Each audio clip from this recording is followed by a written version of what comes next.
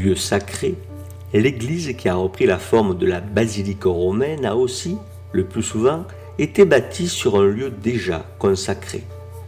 Les petites chapelles rurales ont souvent été bâties en lieu et place d'un hôtel antique ou de petits temples.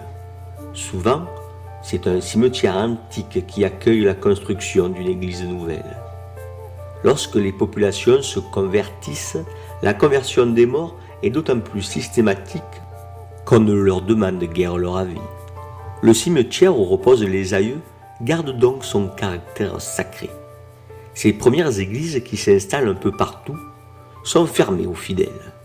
À l'origine, elles n'accueillent que des clercs. Étymologiquement, clericus, clericos, homme d'église.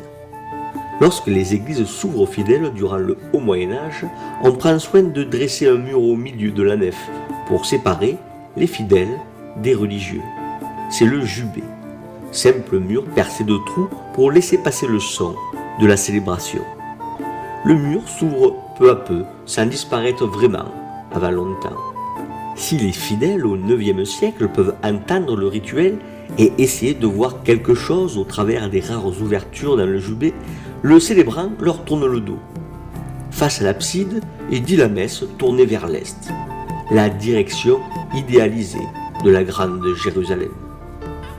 On peut lire cette scénographie comme la matérialisation d'un fait.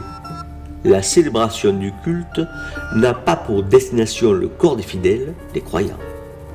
La célébration s'adresse à Dieu, pas aux hommes.